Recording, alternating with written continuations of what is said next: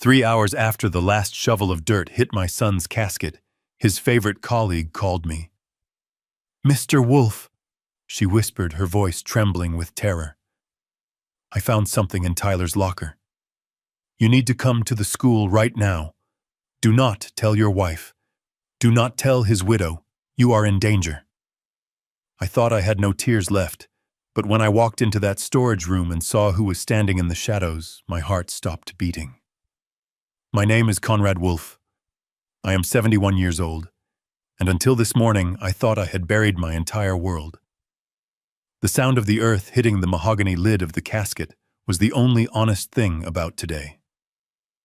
Thud, thud, thud. It was the sound of finality, the rhythm of a life ending too soon. Tyler was 38, a gym teacher, a good man who they said slammed his sedan into a highway divider because he was drunk. But as I stood there gripping the cold brass handle of my cane, watching the soil cover my boy, I felt a hand on my elbow. It wasn't a hand offering comfort. It was a claw. I looked down. Monica, my daughter-in-law, was checking her diamond-encrusted watch. She wasn't crying. Her mascara was perfect. Her black dress was tailored to show off her figure, not her grief. "Dad, we need to handle the paperwork," she whispered not 5 minutes after the priest had finished his prayer. The guests were still walking back to their cars. My wife Beverly stood on the other side of me. She dabbed at her dry eyes with a lace handkerchief, performing the role of the grieving stepmother for the neighbors. Monica shoved a clipboard between us, blocking my view of the grave. "It is the power of attorney for the insurance," she said, her voice dropping to a hiss so the pastor wouldn't hear. "Tyler's policy requires immediate processing.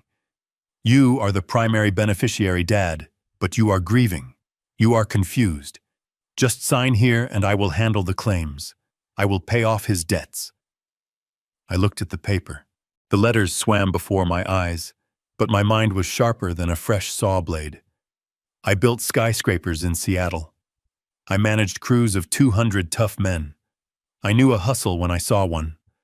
Tyler had a $3 million life insurance policy, a perk from his previous corporate job, before he decided to teach. He had made me the beneficiary years ago, specifically excluding Monica. He never told me why, but the panic in her eyes told me she knew. "I don't have my reading glasses, Monica," I said, letting my hand tremble intentionally. I let the pen slip from my fingers and fall into the mud. "Oh, for goodness sake, Conrad," Beverly snapped from my left. "Just sign it. Monica is trying to help you. You know how you get with numbers lately. You mix everything up." They were doing it right there, right over my son's dead body. They were building the narrative. Conrad the old fool. Conrad the senile builder. Conrad who needs 2 capable women to manage his empire. "I am not signing anything in a cemetery," I said, keeping my voice low and raspy. "My head hurts. Take me home." Monica bent down to pick up the pen, her nails digging into the mud. When she stood up, her face was twisted in a mask of pure hatred. It vanished in a second, replaced by a look of concern as a neighbor walked past. "Of course, Dad," she said loudly. "Let's get you home to rest. You look so frail." The ride home was silent. I sat in the back of the limousine looking at the back of their heads. They didn't speak to me. They texted each other. I could see the reflection of their phones in the glass partition. Monica typing furiously, Beverly nodding. They were replanning.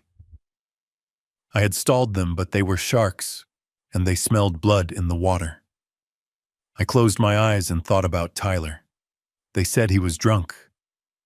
My son hadn't touched a drop of alcohol in 10 years, not since he took that health pledge for his students. The autopsy report Monica had waved in my face earlier said his blood alcohol level was 3 times the legal limit. It didn't make sense. Nothing made sense. When the limo pulled up to the driveway of the house I had built with my own hands 40 years ago and I saw the black bags, there were 6 of them piled up by the curb like trash on collection day. "What is this?" Stepping out of the car, My legs felt heavy, not from age, but from the weight of the betrayal I could feel pressing down on me. Beverly walked past me, unlocking the front door. "We are just clearing out the clutter, Conrad. It is bad energy to keep a dead man's things." I walked over to the bags. I untied the top one. Inside was Tyler's baseball glove, his collection of vintage records, the framed photo of us fishing in Alaska when he was 12. They weren't donating his things. They were erasing him. "You threw his life in the garbage," I shouted, my voice cracking. "He isn't even cold yet." Monica stood on the porch, kicking off her heels. "Dad, stop making a scene. We need the space. That room has the best light in the house. I am going to turn it into my yoga studio. I need a place to decompress. Dealing with you and Tyler has been exhausting." A yoga studio. My son's sanctuary, the room where he graded papers and built model airplanes, was going to be a yoga studio for the woman who didn't shed a single tear at his funeral. I felt a surge of rage so hot it almost blinded me. I gripped my cane, ready to storm up those stairs and tear the house down beam by beam if I had to. I was a contractor. I knew how to destroy as well as I knew how to build. But before I could take a step, my phone buzzed in my breast pocket. I pulled it out. Unknown number. I almost didn't answer. I wanted to scream at Beverly, but something, maybe Tyler's spirit, told me to press the green button. "Hello?" I grunted, my eyes locked on Beverly's smirk. "Mr. Wolf," a woman's voice whispered. It was urgent, terrified. "This is Mrs. Higgins. I teach history down the hall from Tyler's gym." "I remember you," I said, turning my back to the house so the women wouldn't see my face. "You sent the flowers." "Sir, listen to me carefully," she said. "I was clearing out the faculty lockers today. The principal told us to empty Tyler's things immediately. I found something taped to the back of his bottom shelf. It is a notebook. And something else." What kind of something else?" I asked. "I cannot say over the phone," Mrs. Higgins said, "but you need to come here. Now. The school is empty. I am at the back entrance near the gymnasium. Please, Mr. Wolf, do not tell your wife. Do not tell his wife. If they knew what I have, I think they would hurt me. I think they hurt Tyler." The line went dead. I stood there on the lawn, the phone cold against my ear. My heart was hammering against my ribs like a jackhammer. They hurt Tyler. It wasn't an accident. "Conrad, come inside," Beverly called out from the doorway. "You need your medicine. You are getting flushed." I turned around. I forced my shoulders to slump. I let my mouth hang open slightly. I put on the mask of the confused old man they wanted me to be. I need aspirin," I stammered. "The strong kind." "We are out. I am going to the pharmacy." "I have aspirin here," Monica said, stepping forward. "No," I said, shaking my head like a stubborn child. "I want the brand I like. The red bottle. I am going to drive to the corner store." "You shouldn't be driving," Beverly said, her eyes narrowing. "It is 2 blocks, Beverly," I snapped, letting a bit of my old temper leak out. "Let me have 5 minutes of peace to buy my pills. Or do I need your permission to breathe too?" "Go," she said, waving her hand dismissively. "But be back in 20 minutes. The lawyer is coming over to help you with the paperwork since you were too emotional at the cemetery." I got into my truck. It was a heavy-duty Ford, a relic from my building days. I backed out of the driveway, watching them watch me. As soon as I turned the corner, I floored it. I didn't go to the pharmacy. I drove toward the high school on the other side of town. My hands were shaking on the steering wheel. Tyler had been terrified of something for months. He had lost weight. He had stopped coming to Sunday dinners. He told me he was just stressed with grading, but I knew. A father knows. I had let him push me away because I thought he needed space. I should have grabbed him. I should have asked. I pulled into the back lot of the high school. It was deserted. The gray sky hung low over the brick building. I saw Mrs. Higgins standing by the metal door of the gym. She was wearing a trench coat, looking over her shoulder. I parked and got out. I moved as fast as my bad hip would allow. "Mrs. Higgins," I said.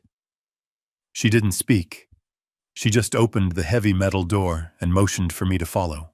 We walked past the smell of floor wax and old sweat, past the trophy case where Tyler's picture was already taped up with a black ribbon.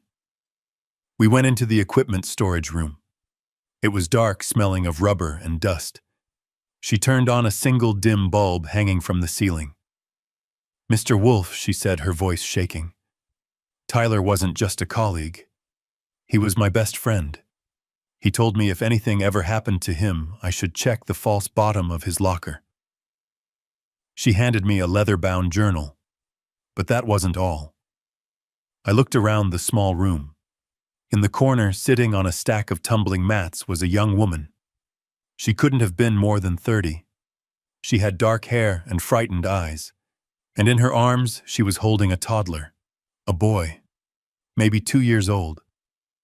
The woman looked up at me. She was trembling.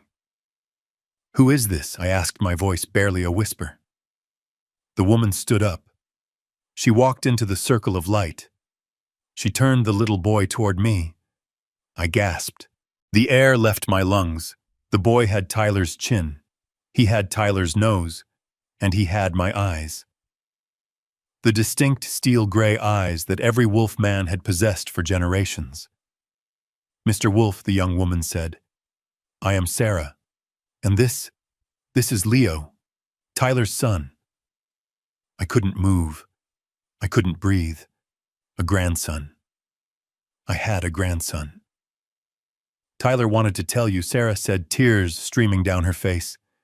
"He wanted to tell you for 2 years. But Monica found out. She threatened him. She said if he ever introduced Leo to you, she would make sure Tyler went to prison for embezzlement." "Embezzlement?" I asked. "Tyler never stole a dime in his life." "He didn't," Sarah said. "Beverly did. Your wife. She took out loans in Tyler's name. Huge ones. She forged his signature. Monica found the paperwork and used it to blackmail him. They trapped him, Mr. Wolf. They were bleeding him dry. And when he told them he was going to go to the police and expose everything," she stopped. She looked down at the diary in my hand. "Read the last entry," she whispered. I opened the book. The handwriting was messy, rushed.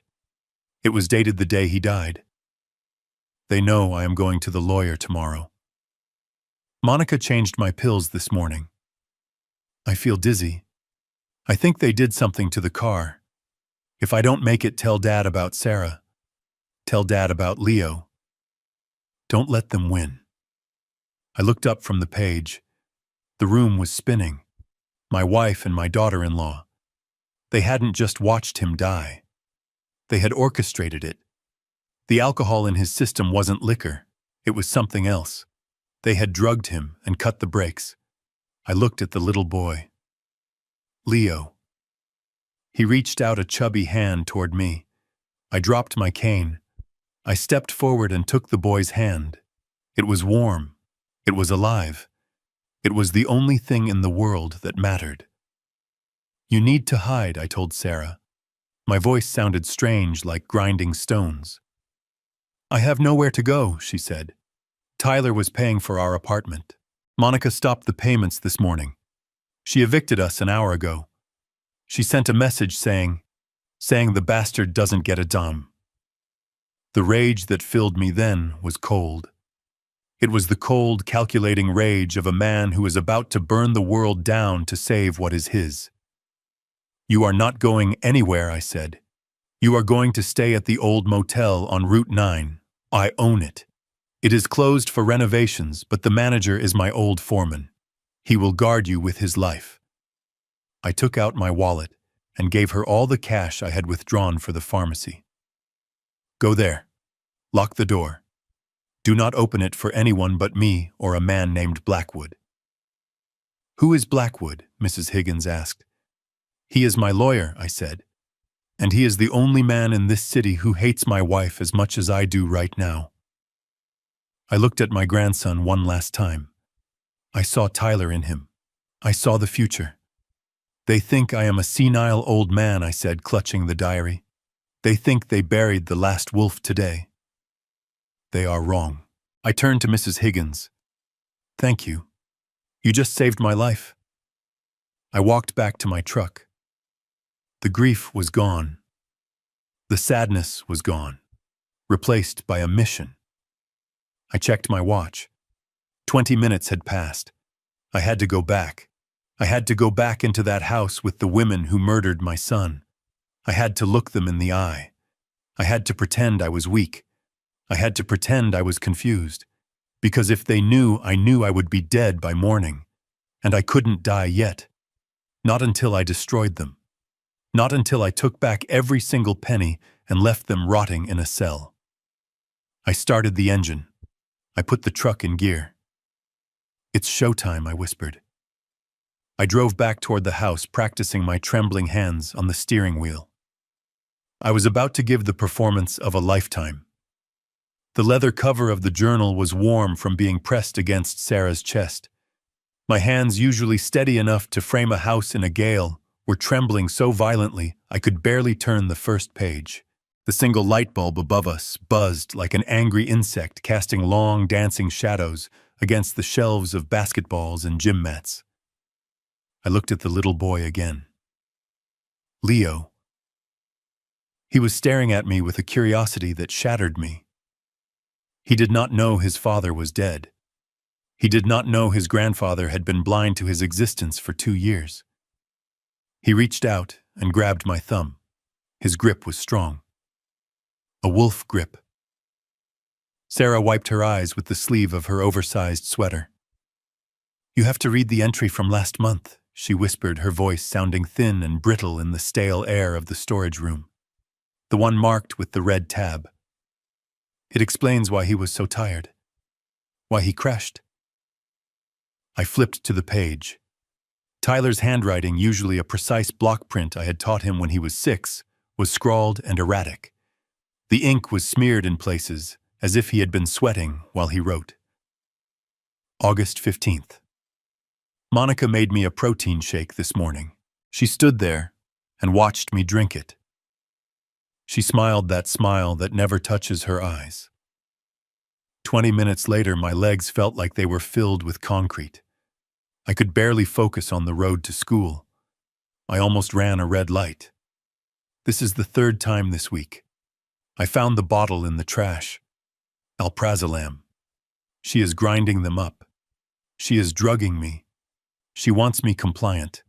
She wants me too weak to fight back. I looked up from the page, a wave of nausea rolling through my gut. They said he was drunk. The police report the autopsy, the whispers at the funeral. Everyone said Tyler Wolf, the man who preached clean living to his students, had driven drunk.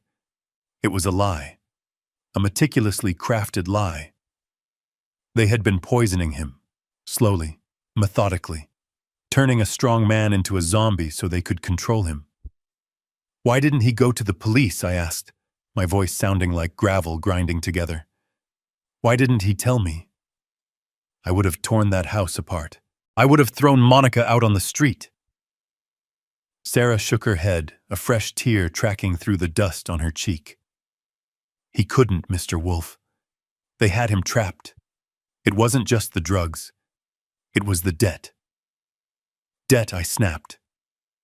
Tyler had a good salary. I paid off his student loans 10 years ago. He didn't have debt. He didn't, Sarah said, her voice dropping to a terrified whisper. Beverly did. I froze. My wife. The woman who was currently at my house accepting casseroles and condolences from the neighbors.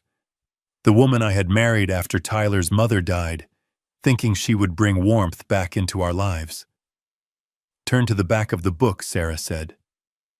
The pocket inside the cover. I reached into the back of the journal and pulled out a folded piece of paper. It was a photocopy of a loan agreement, A high-risk business loan from a private lender in Seattle. $500,000. The borrower was listed as Tyler Wolf. The signature was his. But as I looked closer, squinting in the dim light, I saw the hesitation in the ink, the slight tremor in the loop of the Y. It was a forgery. A good one, but a forgery. I knew my son's hand. I knew my wife's hand. Beverly took this out 3 years ago, Sarah explained. She has a gambling problem, Mr. Wolf. Online poker, high stakes. She lost everything, her savings, her retirement. When she ran out of her own money, she started stealing his identity. She forged his name on loans. She opened credit cards. She racked up $500,000 in debt under Tyler's name. The rage that hit me was cold and absolute. It started in my toes and froze my veins all the way to my heart. I had been living with a viper. I had been sleeping next to a woman who was financially cannibalizing my son. Monica found out, Sarah continued. She found the statements. Instead of helping him, she used it. She told Tyler that if he tried to leave her, if he tried to divorce her, to be with me, she would turn the documents over to the police. She said she would testify that Tyler took the money himself. She said she would ruin his reputation. He would lose his teaching license. He would go to prison for fraud. She held it over his head like an axe. I looked back at the diary. The entry from 6 months ago. Mom Beverly came to me crying today. She said the lenders are threatening to break her legs. She begged me not to tell Dad. She said it would kill him. She said his heart couldn't take it. So I took the blame. Again. I am drowning. I am working extra shifts just to pay the interest on her gambling debts. Monica laughs at me. She calls me a coward. Maybe I am, but I can't let them hurt Dad. I slammed the book shut. The sound echoed like a gunshot in the small room.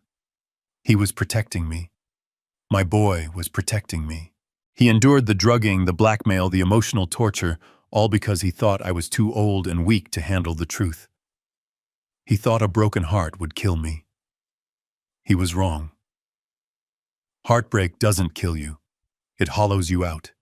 It scrapes away all the softness, all the mercy, and leaves only the hard, jagged bones of vengeance. I looked at Leo. He was getting restless, squirming in Sarah's arms. He made a small sound, a gurgle that sounded exactly like Tyler when he was that age. I reached out and touched his cheek. His skin was soft, warm, alive. They took my son, I whispered, but they gave me a grandson, and they made a fatal mistake. What mistake? Sarah asked, her eyes wide with fear. They left me alive, I said.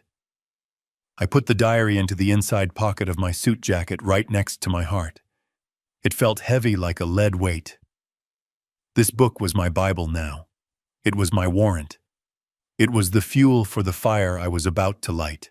Sarah, listen to me, I said, my voice steady and commanding. The man I was 3 hours ago is dead.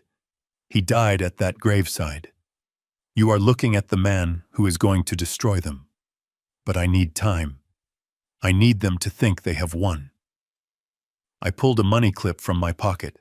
It was thick with cash. I always carried cash, old habits from the construction site. Take this.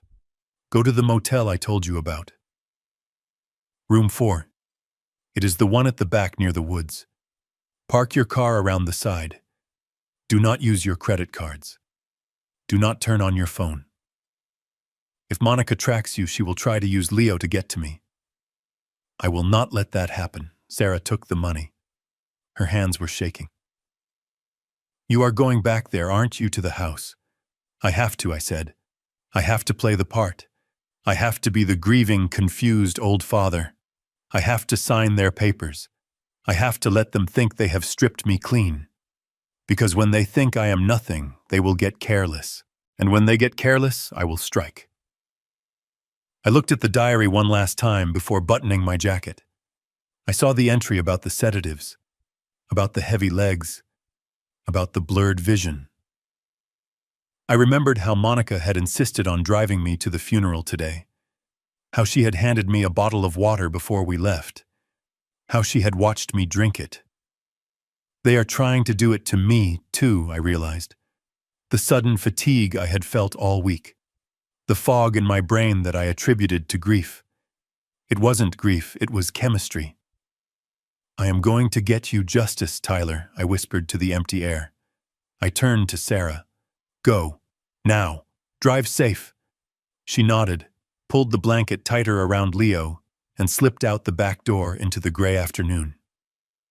I watched them go. My secret family. My second chance. I stood alone in the dark room for a moment. I adjusted my tie. I smoothed my hair. I practiced my slump. I practiced the vacant look in my eyes. I needed to look like a victim. I needed to look like prey. I walked out of the school, leaving the ghost of my son behind, and walked toward my truck. I was driving back to a house filled with snakes. But they didn't know that the gardener had just bought a machete. The drive back was a blur of red rage, but by the time I pulled into the driveway, I was Conrad the old fool again. I saw Beverly looking out the window. She was watching, waiting. I took a deep breath. I let my hands shake. I opened the door. I am home, I called out, my voice cracking perfectly. It was time for the performance of my life. The gravel of the driveway crunched under the tires of my truck, sounding like bones breaking in the silence of the afternoon. I sat there for a moment, gripping the steering wheel, until my knuckles turned white, staring at the house I had built 30 years ago. It used to be a home. Now it was a stage, and I was about to deliver the performance of my life. I felt the weight of Tyler's journal against my ribs, burning through my shirt like a brand. I checked my reflection in the rearview mirror. I ruffled my hair, making it look unkempt. I let my jaw go slack. I practiced the vacant, watery stare of a man whose mind was drifting away like smoke. I opened the front door. The air inside was stifling, smelling of lilies and expensive perfume. Beverly and Monica were sitting at the dining room table. They weren't grieving. They were working. Papers were spread out across the mahogany surface, insurance forms, bank statements, deed transfers. They looked up as I shuffled in, dragging my left foot slightly. A new affectation I decided to add to my repertoire. You were gone a long time, Conrad, Beverly said, her voice sharp. She didn't ask where I went. She didn't care as long as I came back to sign the checks. I got lost, I mumbled, looking past her at the wall. I turned left at the light, but the street names, they were all wrong. I couldn't find the pharmacy. Monica exchanged a quick, triumphant glance with Beverly. It was subtle, but I saw it. The look of a predator realizing the prey is already wounded. Sit down, Dad, Monica said, patting the chair next to her. We have news. Bad news, I am afraid. But you need to see this. I sat down heavily, letting my cane clatter against the table leg. Monica slid a piece of paper toward me. It was on official letterhead from the county coroner's office. Or at least it looked official to anyone who didn't know it. Monica's cousin worked in the records department. The toxicology report came back, Monica said, her voice dropping to a theatrical whisper. Dad Tyler was drunk. Severely drunk. His blood alcohol level was 0.24. That is 3 times the legal limit. I stared at the paper. The numbers were bold and black. Lies. All lies.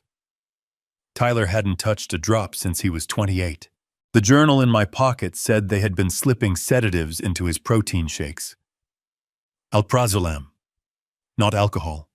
They had forged this to ruin his name, to invalidate the insurance clauses that might pay out to his estate rather than them, and to break my spirit.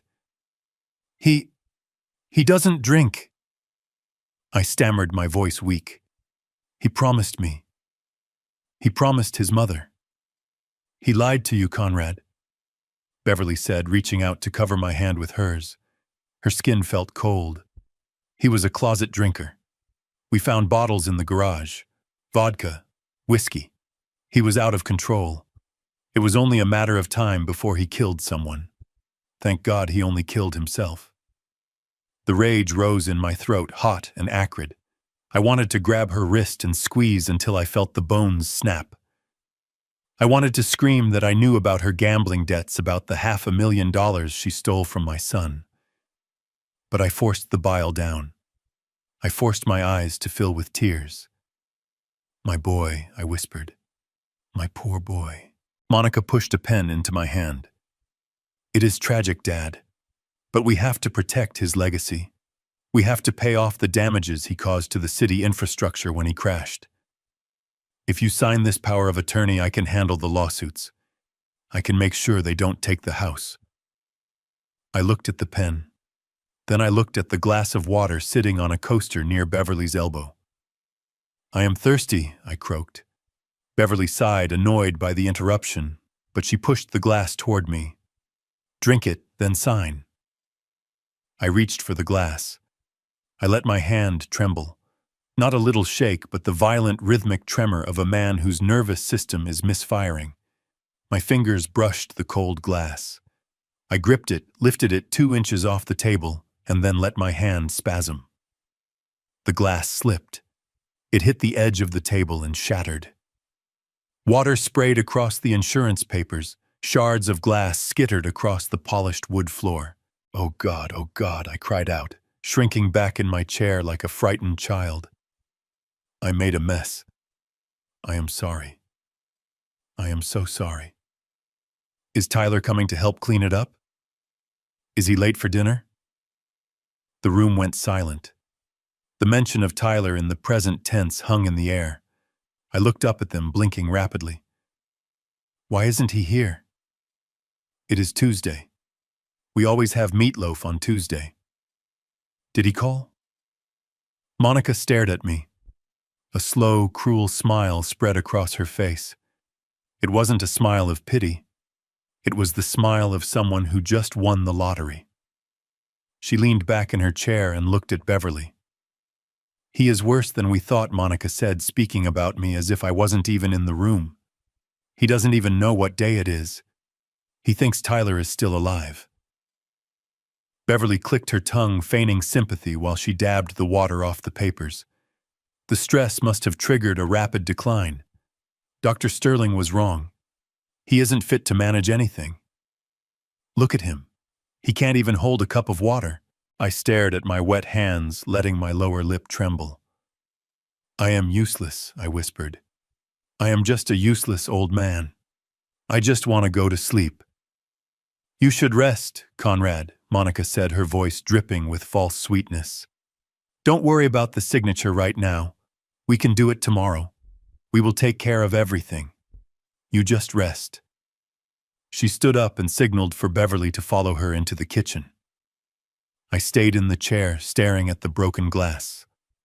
I listened to their footsteps fade. As soon as the kitchen door swung shut, I heard them. Did you see that? Monica whispered, her voice giddy with excitement. He is gone. His brain is mush. We don't even need to forge the signature. If we get a doctor to witness him like this, we can get emergency guardianship by the end of the week. We need to make sure he stays this way, Beverly hissed back. Did you put the new dose in his milk? Double Monica replied. He will sleep for 12 hours. By the time he wakes up, he won't know his own name. I sat there, the water soaking into my trousers, a piece of glass near my shoe. They thought I was broken. They thought I was a senile old fool who had wet himself and forgotten his son was dead. Good, I thought, feeling the cold steel of my resolve harden. Let them think I am weak. Let them lower their shields. I stood up slowly, careful to keep my shuffle, and headed toward the stairs. I needed to pour that milk into the planter in my bedroom. I needed to stay awake. Because tonight, the old wolf wasn't sleeping. Tonight, the old wolf was going to start hunting. The moon cast long, skeletal shadows across the floorboards of the master bedroom. I lay there in the dark, fully dressed, under the quilt, clutching my cane like a weapon beneath the sheets. My heart beat a slow, heavy rhythm against my ribs. Thump, thump, thump. It was the only clock I had left. Downstairs, the grandfather clock chimed 10. I heard the stairs creak. It was the third step from the top. I knew that creak. I had installed that staircase myself 30 years ago. I knew exactly who was coming by the weight of the footfall. It wasn't Monica's sharp, impatient staccato. It was Beverly. Heavier, deliberate. The sound of a woman who felt she owned every inch of the ground she walked on. The doorknob turned slowly. A sliver of hallway light cut across the room, blinding me for a second. Beverly stood in the doorway, silhouetted against the light. In her hands, she held a steaming mug on a small porcelain saucer. "Conrad," she cooed, her voice dripping with a synthetic sweetness that made my skin crawl. "Are you awake, dear?" I let out a low groan and shifted in the bed, making sure my movements were clumsy and uncoordinated. I squinted at her, letting my mouth hang open just a fraction. "Who is it?" I rasped. "Is that you, Martha?" Martha was my first wife, Tyler's mother. She had been dead for 20 years. Calling Beverly by her name was a petty knife twist, but it was also a perfect cover. It sold the dementia. Beverly's posture stiffened. I saw her knuckles turn white on the saucer. "No, Conrad. It is Beverly." "Your wife, oh," I mumbled, sinking back into the pillows. "Beverly." "Right." She walked to the side of the bed. The smell hit me instantly. Warm milk honey, and beneath it, a faint metallic tang. It was the smell of a chemistry set masked by a nursery rhyme. "I brought you something to help you sleep," she said, setting the mug on the nightstand. "You had such a traumatic day. Monica said you were very confused earlier. You need your rest." I stared at the mug. Steam curled off the surface in lazy spirals. "I am not thirsty," I said, turning my head away like a petulant child. "Conrad, drink it," she commanded. Her voice dropped an octave. The sweetness vanished, replaced by the steel tone she used when she was on the phone with her bookie. "The doctor said you need to keep your fluids up, and this will help with the tremors." She reached out and picked up the mug, trying to press it into my hand. The ceramic was hot. I looked at her. I looked into the eyes of the woman I had shared a bed with for 15 years. There was no love there. There wasn't even pity. There was only calculation. She was looking at me like I was a ledger that needed to be balanced. "Help me sit up," I said weakly. She sighed, put the mug down, and grabbed my arm. Her grip was rough. She hauled me up against the headboard.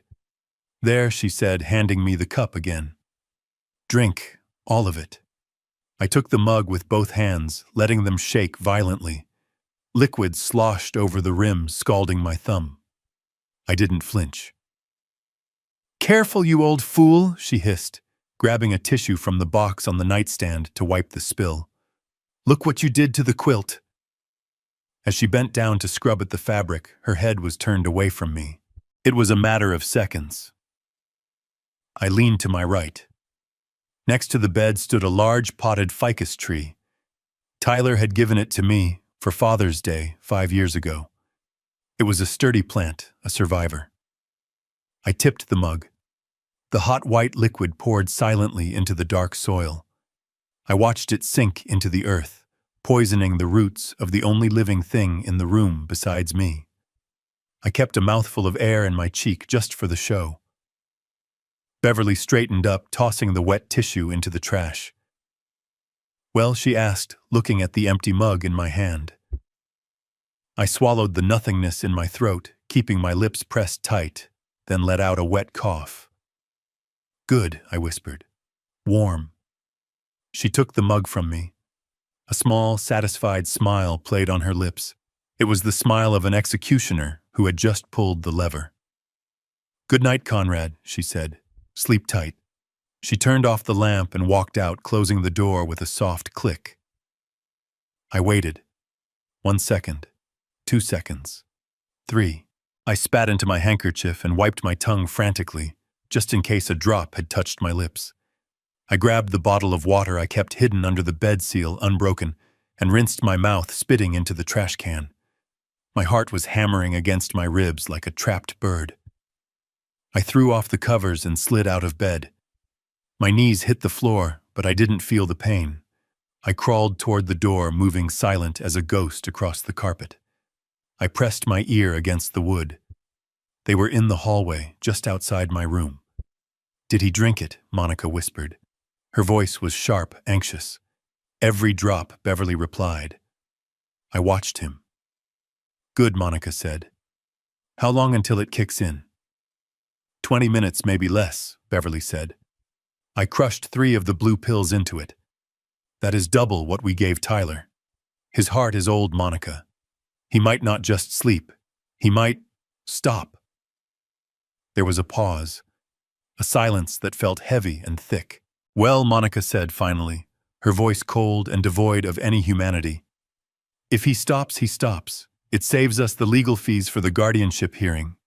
We have the power of attorney paperwork for the funeral arrangements already. If he dies tonight, it is just grief. Old men die of broken hearts all the time." "Exactly," Beverly agreed. "Let's go downstairs. I need a drink." Celebrating is premature, but I feel like we are close. I heard their footsteps retreat down the hall. I stayed on the floor, my forehead pressed against the cold wood of the door. My breathing was ragged. They weren't just trying to sedate me. They were trying to kill me. Tonight. They upped the dose. They knew my heart history. They knew I had a murmur. A double dose of heavy sedatives wasn't a sleep aid. It was a chemical weapon. I looked back at the ficus tree. The soil was damp and dark. By morning, those leaves would be yellow. That tree was taking the bullet for me. I crawled back to this bed, but I didn't get in. I sat on the edge, gripping the mattress. The realization washed over me like ice water. I didn't have days. I didn't have a week to plan a clever legal maneuver. I was living in a slaughterhouse and the butchers were downstairs drinking wine. I needed to move. I needed to get the evidence. I needed to secure the assets. But I couldn't leave the room. If they checked on me and I wasn't in that bed looking comatose, the game was over. I reached for my phone under the pillow. I texted Blackwood, my lawyer. 2 words. Code red. Then I lay back down, pulling the covers up to my chin. I stared at the ceiling, my eyes wide in the darkness. I had to stay awake. If I fell asleep now, I might never wake up. I had to listen for their return. I had to be ready. Because tomorrow, if I was still breathing, I was going to turn this house into a war zone. The morning sun hit the dead yellow leaves of the ficus tree next to my bed, a silent casualty of the war I was fighting. I stared at the withered branches for a long moment, my heart heavy. That tree had been green and vibrant yesterday afternoon. Now it was a dried husk burned from the roots up by the chemical cocktail Beverly had tried to feed me. If I had swallowed that milk, I would be the one turning gray and cold right now. I rubbed my face, feeling the stubble on my chin. I had survived the night, but the day was bringing a new kind of torture. I heard them moving downstairs, the clinking of silverware, the smell of bacon. They were eating breakfast while waiting for the undertaker to come collect the old man who was supposed to have stopped breathing in his sleep. I imagined their disappointment when they heard my footsteps. I forced myself to stand, my joints popping. I put on my robe, leaving it slightly open, disheveled. I took out my false teeth and put them in my pocket. It was a small detail, but it made my face look sunken, my speech slur. It made me look like a corpse that hadn't quite gotten the memo. When I shuffled into the kitchen, the silence was absolute. Beverly dropped a fork. It clattered loudly against her china plate. She looked at me as if she were seeing a ghost. Her face went pale beneath her layers of foundation. "You are awake," she stammered, her eyes darting to Monica. I blinked slowly, looking around the room with a confused, vacant expression. "Is it morning already?" I mumbled my words, whistling through my empty gums. I thought we were going fishing, Tyler." Monica didn't even flinch at the mention of her dead husband. She just stared at me with cold, calculating eyes. She pulled out her phone and started typing furiously. "Sit down," Conrad Beverly said, her voice tight. "We have a visitor coming, an old friend of mine. He wants to see how you are doing." "A friend?" I asked, sinking into a chair and letting my head loll to the side. "I don't have friends. They all died." 20 minutes later, the doorbell rang. Beverly rushed to answer it. I stayed at the table, picking at a piece of dry toast, crumbling it into dust on the placemat. I heard low voices in the hallway. A man's voice. Smooth. Arrogant. When they walked in, I knew exactly what this was. The man was tall, wearing a suit that cost more than my truck. He carried a leather briefcase and wore wire-rimmed glasses that he adjusted constantly. He didn't look like a friend. He looked like a shark in a silk tie. "Conrad, this is Dr. Kincaid," Beverly said, placing a hand on the man's arm. "He is a specialist. He is here to help you with your memory problems." I looked at him. I let my mouth hang open. "Who?" I asked. Dr. Kincaid sat down across from me. He opened his briefcase and pulled out a notepad and a silver pen. He didn't smile. He looked at me like I was a broken toaster that needed to be thrown out. Monica stood in the corner of the kitchen. She held her phone up the red recording light, blinking like a demonic eye. She was filming. They wanted evidence. They wanted a show.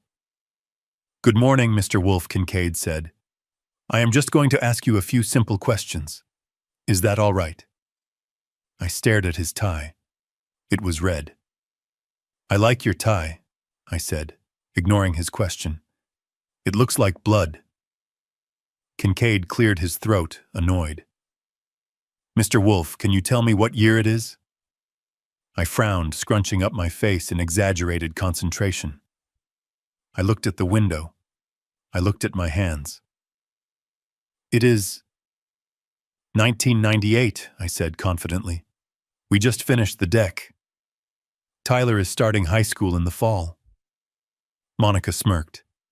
I saw her zoom in on my face. "I see," Kincaid said, scribbling on his pad. "And who is the President of the United States?" I laughed. A dry, wheezing sound. "Clinton, of course. Who else would it be?" Beverly let out a dramatic sigh, covering her mouth with her hand, as if she were holding back tears. "Oh, Conrad," she whispered for the camera. "It is worse than I thought." Kincaid leaned forward. He held up a pen. "What is this, Mr. Wolf?" "It is a nail," I stammered. "For the framing." Kincaid nodded, making a check mark. Disoriented, delusional, unable to identify common objects. "Now, Mr. Wolf, look at the woman standing next to me." He pointed to Beverly. "My wife of 15 years. The woman who had poisoned my milk 8 hours ago. The woman who had forged my son's signature and driven him to his grave." "Who is this person?" Kincaid asked. I looked at Beverly. I looked deep into her eyes. I saw the greed there. I saw the malice. And for a second I wanted to scream. I wanted to lunge across the table and wrap my hands around her throat and tell her exactly who she was. She was a thief, a murderer, a monster. But I couldn't. Not yet. I had to be the old fool. I had to be the victim. I had to endure the ultimate humiliation of erasing myself to save my family. I squinted. I leaned in close, smelling her expensive perfume, the scent she bought with the money she stole from Tyler. That is the maid, isn't it?" I whispered loudly. "The one who steals the silverware. I told you to fire her, Martha. She has shifty eyes." The room went dead silent. Beverly's face turned a blotchy red.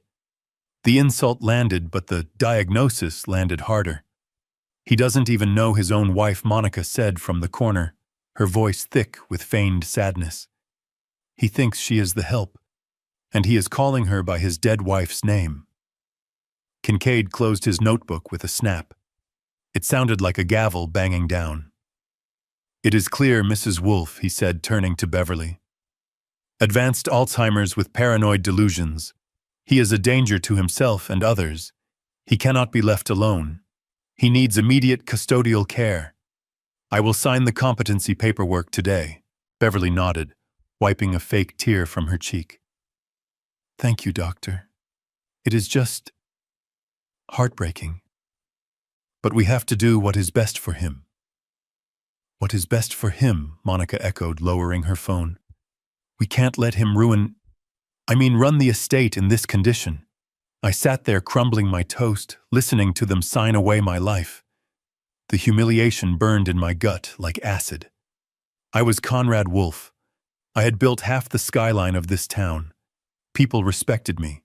Men feared me.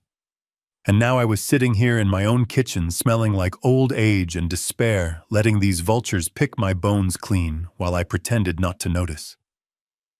"Can I have some ice cream?" I asked into the silence. Monica let out a short, cruel laugh. "Sure, Dad. You can have ice cream. Go sit in the living room and watch cartoons. We have business to discuss." I stood up, shuffling my feet. I walked past Kincaid. "Nice tie," I said, again patting his shoulder with a trembling hand. I made my way to the living room and collapsed into my armchair. I turned on the TV, keeping the volume low. I stared at the screen, but I was listening to the kitchen. "That was perfect," Monica hissed. "Did you get the shot of him calling you the maid?" "I got it," Beverly snapped. "The old bat. I can't wait to dump him in that facility. How fast can we get the order processed?" Kincaid's voice was smooth. "With this video and my affidavit, we can get an emergency hearing tomorrow. You will have full power of attorney by noon. Then you can transfer the assets." "And the fee?" Beverly asked. "50,000 as agreed," Kincaid said. "Cash." I gripped the armrests of my chair. My fingernails dug into the fabric. $50,000. They were paying him with my money to certify that I was insane. I closed my eyes. I forced my breathing to slow. I had to wait. I had to let them think they had won. Tonight they would celebrate. Tonight the guard would be down. And tonight the man they thought was a vegetable was going to become their worst nightmare. I opened my eyes and looked at the picture of Tyler on the mantelpiece. "Just hold on, son," I whispered. "The show is just getting started." The afternoon sun filtered through the heavy velvet drapes of the living room, casting the space in a dim, sepia light that smelled of dust and old secrets. I lay on the leather Chesterfield sofa, my body angled awkwardly, one arm dangling toward the floor, my mouth slightly agape. To anyone passing by, I looked like a man defeated by age and exhaustion, a grandfather taking a nap he might never wake up from. But beneath the facade of the snoring senile invalid, every muscle in my body was coiled tight as a steel spring. I was not sleeping. I was hunting. I had slipped my phone out of my pocket minutes before they entered the room. I set it to record and slid it under the skirt of the sofa right next to the leg of the coffee table. It was a risky move. If they saw it, the game was over. If they found it, I would be dead before sunset. But I had no choice. I needed to hear it. I needed them to say it out loud. I needed the words that would put them behind bars for the rest of their miserable lives. I heard the click of heels on the hardwood floor. Monica. Fast, aggressive steps. Then the slower, heavier tread of Beverly. They entered the living room carrying the scent of gin and expensive perfume. I let out a jagged, wet snore, twitching my leg slightly. It was a nice touch. "He is out cold," Monica said, her voice devoid of even a whisper of empathy. "That double dose really knocked him flat." "Good," Beverly replied, the ice in her glass clinking. "I am sick of looking at him. Every time he shuffles around with that cane, I just want to kick it out from under him. How long do we have to keep up this charade, Monica?" Kincaid signed the papers, but the court date isn't until Thursday. I cannot spend 2 more days wiping his chin and pretending to care about his dead wife. I lay there, forcing my breathing to remain shallow and rhythmic, while inside a fire was raging that threatened to consume me. They were talking about me like I was a stray dog they were waiting to euthanize, but I kept my eyes closed. I focused on the darkness behind my eyelids. "We can't wait until Thursday," Monica said, her voice dropping lower. "I got a call this morning. The mechanic." My heart skipped a beat. This was it. The drip feed of information I had been waiting for. The mechanic. "What does he want?" Beverly snapped. "We paid him." "He wants more," Monica hissed. "He says the police are asking questions about the skid marks. He says the cut on the brake line was clean, but the fluid pattern was weird. He is getting nervous. He says if they trace the tool marks back to his shop, he is going to cut a deal. He wants another 20,000 to disappear to Mexico." I bit the inside of my cheek so hard I tasted copper. A clean cut on the brake line. It wasn't an accident. It wasn't a mechanical failure. It was murder. Calculated, cold-blooded murder. They had hired a man to crawl under my son's car and sever his lifeline. They had sent him driving down that highway, knowing he would never come home. I saw Tyler's face in my mind, smiling at me, holding his son Leo. I saw the wreckage of his car. I wanted to roar. I wanted to leap off the sofa and tear them apart with my bare hands. It took every ounce of discipline I had built over 50 years of construction to stay frozen on that leather cushion. "We don't have 20,000, Beverly said, her voice rising in panic. I tapped out the last of the savings to pay Kincaid. "The credit cards are maxed. If we don't get control of Conrad's accounts within 48 hours, the whole thing collapses. The loan sharks are already calling the house line. Then we have to accelerate the timeline," Monica said. Her tone was terrifyingly calm. "We can't wait for the court. We can't wait for him to die of natural causes or an overdose. He is too strong. That old man has a heart like an ox. The pills are just making him sleepy. We need something permanent." I lay there listening to them plot my execution. I was the ox. I was the obstacle. "What are you suggesting?" Beverly asked. "The stairs," Monica said. "Simple. Classic. Tragic." "The stairs," Beverly repeated, sounding uncertain. "Tonight," Monica continued. "After dinner, we tell him it is time for bed. You help him up. Halfway up you stumble. Or he stumbles. It is a long flight, Beverly. Oak treads, hard edges, a fall from the top landing. At his age, a broken neck is guaranteed. If not a brain bleed, we'll finish the job the pills started." "But the autopsy," Beverly whispered. Monica laughed. A soft, chilling sound. "What autopsy?" "He is a 71-year-old man with a documented history of dizziness and dementia, confirmed by Dr. Kincaid today. We have the video of him calling you the maid. We have the medical records showing confusion. It will be ruled an accidental fall, a tragedy. We cry at the funeral, we collect the $3 million from Tyler's policy and the estate from Conrad, and we pay off the mechanic. By next week, we are drinking margaritas in Cabo." I felt a cold sweat break out on my forehead. I hoped they would think it was the fever of a dying man. They weren't just greedy. They were evil. They were going to push me down the stairs in the house I built with my own hands. The stairs where Tyler had learned to walk. The stairs where I had carried Martha up to bed when she was sick. They were going to turn my home into a murder weapon. "Can you do it?" Monica asked. "Can you push him?" Beverly took a long sip of her drink. I heard the swallow. "I lived with him for 15 years, she said, her voice hardening into stone. I washed his clothes. I listened to his boring stories about concrete and rebar. I put up with his obsession with that dead wife of his. Pushing him. Honey, I will enjoy it. I will watch him tumble." My soul turned to ice. There was no love left in the world for me in this house. Only predators. I was alone, but I wasn't helpless. Okay, Monica said. Tonight, 9 p.m. We make sure the house is dark. We say he got up to use the bathroom and got confused. Make sure you wear gloves when you help him just in case he scratches. They finished their drinks. I heard the glasses settle on the coffee table inches from where my phone lay recording their conspiracy. Let's go check the safe again, Beverly said. Maybe he wrote down the combination somewhere else. I want to see those bonds before he dies. I heard them stand up. I heard them walk out of the room, their footsteps fading down the hallway toward my office. I waited until the silence was absolute. Then I opened my eyes. The room was blurry through my tears, but my vision cleared quickly. Rage has a way of sharpening the world. I reached under the sofa and pulled out my phone. I stopped the recording. I had it. I had the confession.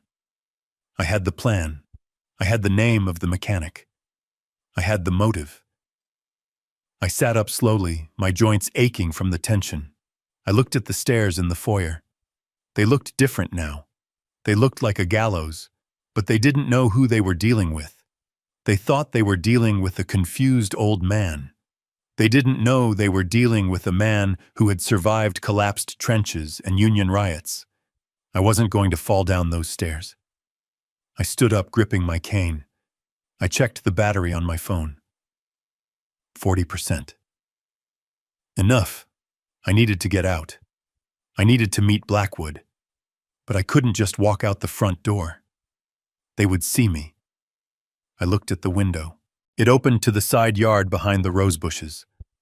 It was a tight squeeze, but I could make it. I had to make it. I walked to the window, moving with a speed that would have shocked them.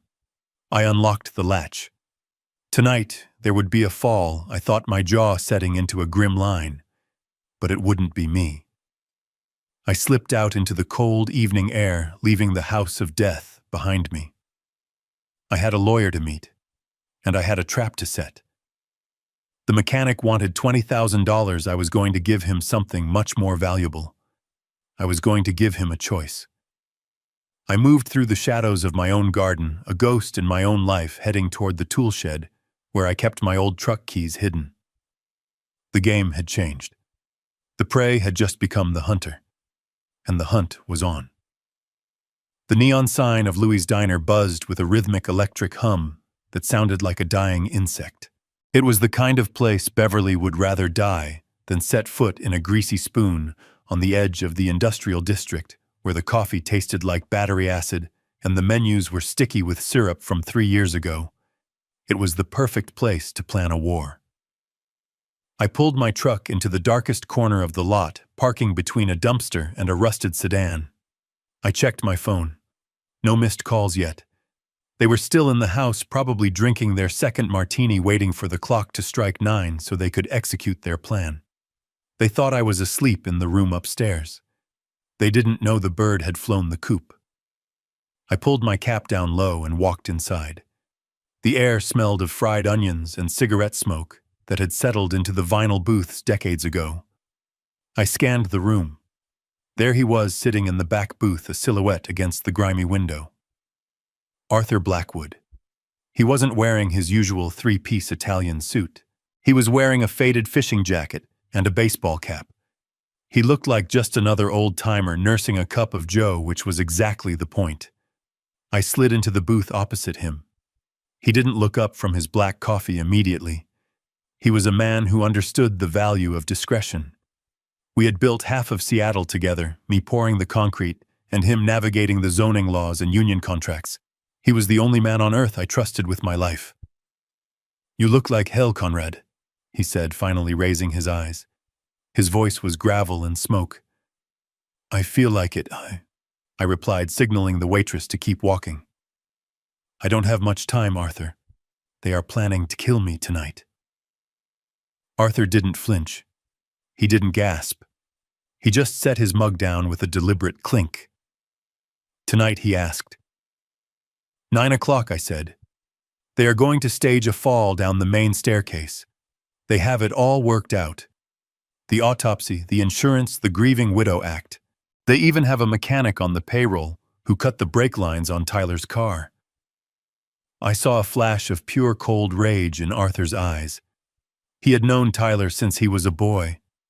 He had given Tyler his first legal internship before my son decided to become a teacher. "You have proof?" Arthur asked. I pulled my phone out and slid it across the table. I played the recording from under the sofa. The sound of Monica's voice, calm and calculating, filled the small booth. We listened to them discuss the mechanic. We listened to them debate the best way to snap my neck. We listened to them laugh.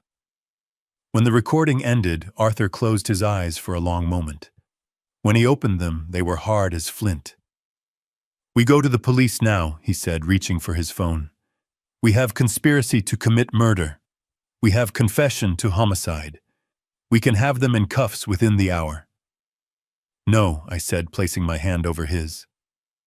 "Conrad, this isn't a negotiation," Arthur snapped. "They murdered your son.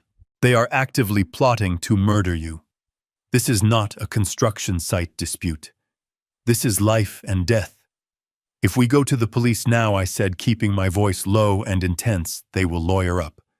They will claim I am senile, just like Dr. Kincaid certified today.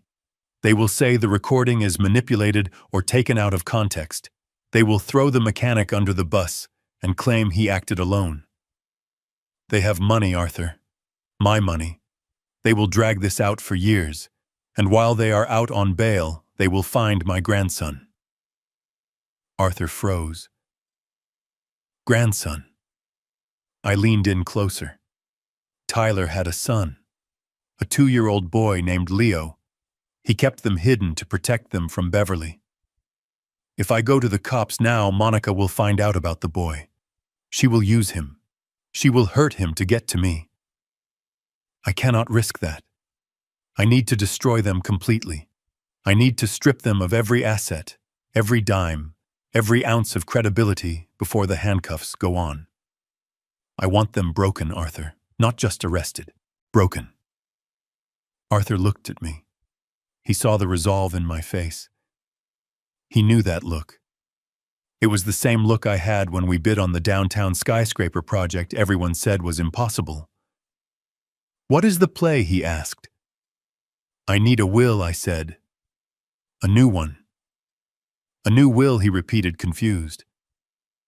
"I need you to draft a last will and testament dated today. I want it to look like I have capitulated. I want a document that leaves everything, the company, the accounts, the properties, the insurance payouts, absolutely everything to Beverly and Monica. I want it to name them as sole beneficiaries and executors. I want it to include a clause that specifically disinherits anyone else who might come forward." Arthur stared at me as if I had finally lost the mind they claimed I had lost. "Conrad, if you sign that document, you are signing your own death warrant," he hissed. "You are giving them the motive on a silver platter. If they have that paper, they don't need to wait for a fall down the stairs. They will put a pillow over your face and call it sleep apnea. You are handing them the keys to the kingdom." "Exactly," I said. "I am giving them exactly what they want." Greed is a powerful blinder, Arthur. Right now, they are desperate. They are rushing. They are making mistakes because they are broke and scared of the loan sharks. If I hand them the empire on a piece of paper, they will pause. They will stop the physical attacks because they will want to do this legally. They will want to parade me in front of a notary. They will want a public transfer of power to legitimize their theft. "It is too risky," Arthur said, shaking his head. "You are betting your life that they are smarter than they are violent." "I am betting on their vanity," I corrected. "Monica doesn't just want the money. She wants the status. She wants to be the queen of society. She wants a coronation, not a crime scene. If I offer to hold a party, a retirement party, where I sign over the company and the assets in front of all their high society friends, they will take the bait. They won't kill me tonight if they think they can own me tomorrow." Arthur rubbed his chin, the stubble rasping against his thumb. He was thinking like a lawyer now, looking for the angles. So we draft a dummy will, he said slowly. No, I said. We draft a real one, a real legal document. But we include a poison pill, a clause buried in the fine print, or better yet, a separate trust document that supersedes the will executed 5 minutes prior. Arthur smiled, a grim, shark-like smile, an irrevocable trust. We transfer the assets into a trust for the benefit of Leo Wolf with you as the trustee. Then you sign the will, leaving your personal estate to them. But your personal estate will be empty. The will governs nothing because everything is already in the trust. Exactly, I said. They get the paper, they get the show, they get the applause. And then when they try to access the accounts, they find out they own nothing but dust. And then we arrest them, Arthur added. Then we arrest them, I agreed. But not before I get the mechanic. I need him, Arthur. I need the man who cut the line. He is the loose end. Monica said he is trying to blackmail them. That means he is desperate too. I plan to catch him tonight, I said. Conrad. No, Arthur said, alarmed. You are 71 years old. You are not a vigilante. Let the police handle the hitman. I stood up. My knees popped, but I felt strong. Stronger than I had in years. They killed my son, Arthur. They poisoned me. They think I am a confused old man who wets himself. I am going to use that. I am going to lure the mechanic to the house. Monica said he wants $20,000. I am going to make sure he comes to collect. How, Arthur asked. I am going to leave the safe open, I said. I am going to go back to that house, crawl back into that bed, and wait. But before I do, I am going to send a text from Monica's phone. I know her passcode. She uses her birthday. I am going to tell the mechanic the money is in the safe and the back door is unlocked. Arthur looked at me with a mixture of horror and admiration. You are going to trap him in the house with you. I am going to trap him with them, I said. Chaos, Arthur.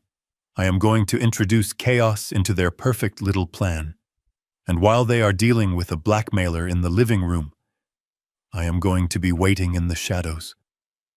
It is suicide, Arthur said quietly. No, I said, putting my cap back on. It is construction.